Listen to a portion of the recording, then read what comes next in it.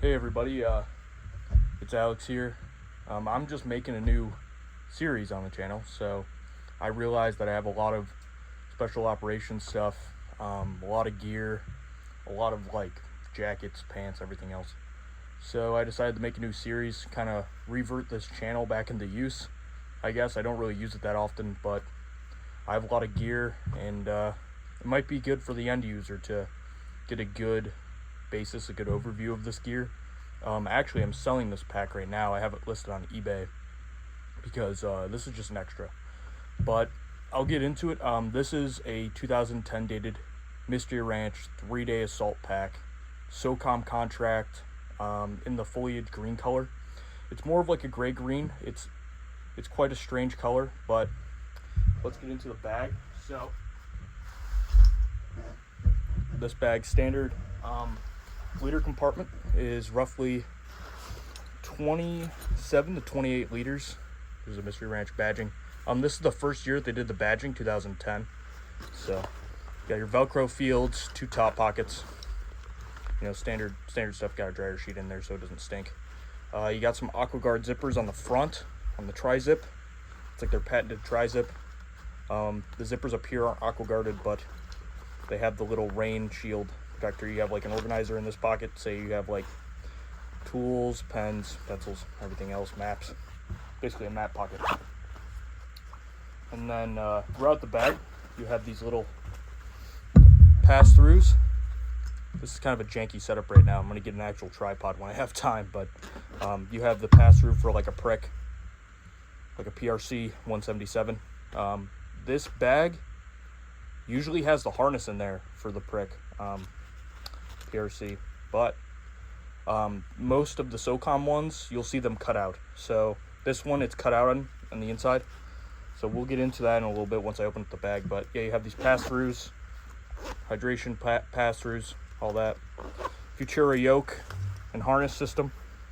So let me lay it down a little bit. So you have the Futura yoke and harness system.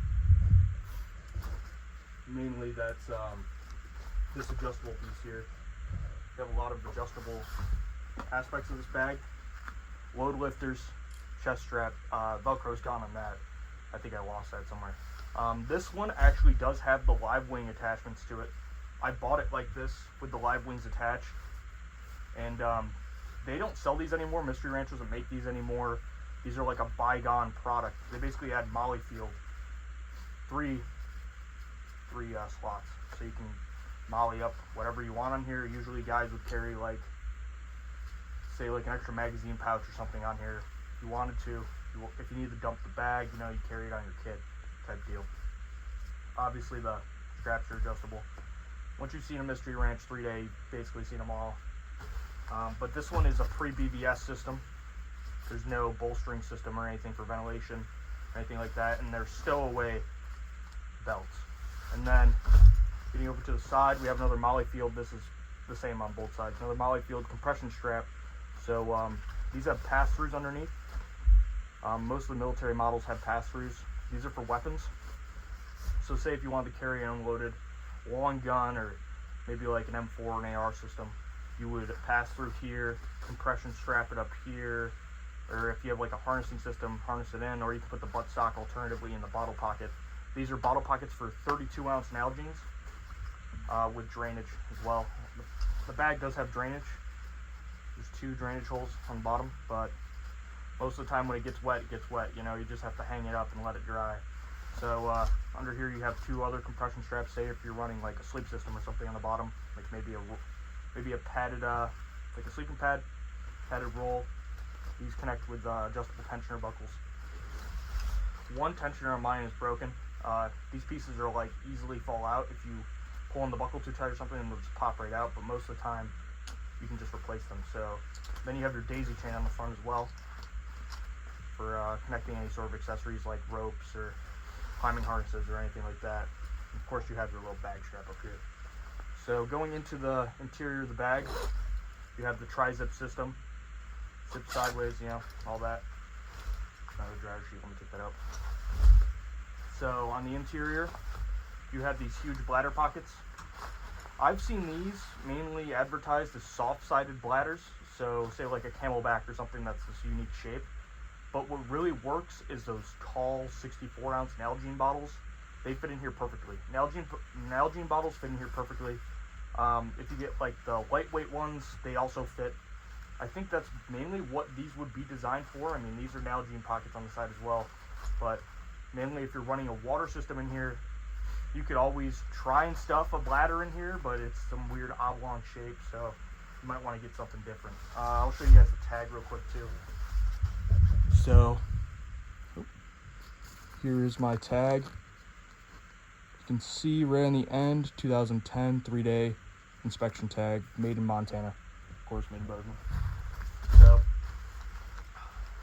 getting into it, you can see the remnants of what was the harness in here. I have another 3-day assault. It's in my truck right now, but my 3-day assault pack, my black one that I have is earlier than this. It's before they started doing the badging, but mine has the harness in there. It's kind of a huge system. It takes up too much space if you're not using it. You know, if you're not using it, you might as well just get rid of it. You can see it's cut on this side too. Like someone just took some Kevlar cutters and put them on there.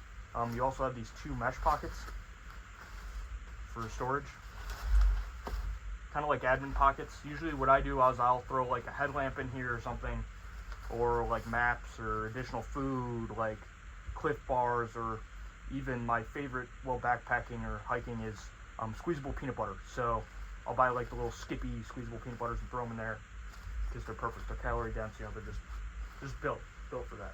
And then on the back here you have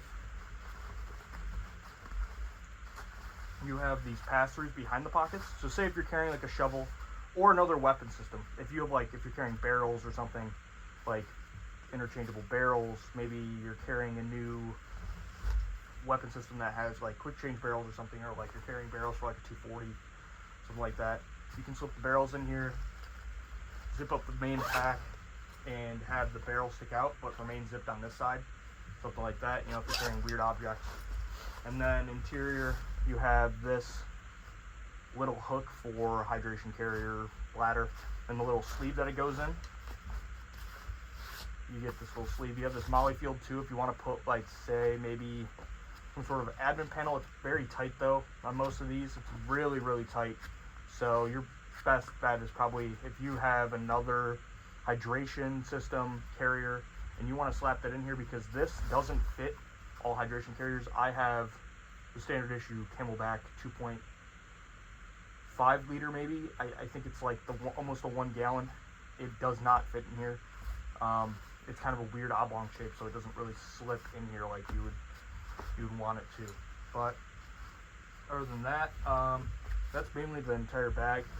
Zip it back up for you, make it look nice and pretty. These aren't really too crazy, but you really don't see this color that often, so I decided to make a little video before I sell it. It's listed on eBay, like I said, right now under my eBay profile. You can probably just look it up and find it. But it's basically a complete bag, without the beaver tail, of course. There was some beaver tail hardware that was on here, but it is what it is. The beaver tail wasn't on here when I bought it, so I'm not too worried about it. But another thing that you can do is if you have other lids, say like a saddle lid, SATL lid, or like a lid from the Blackjack series, what you can do is, I don't have the buckles on hand, but if you buy the same interface buckles, these same buckles, you can attach them. I've done it before. I don't know where my other buckles are, but you can clip these in on the bottom and expand your storage by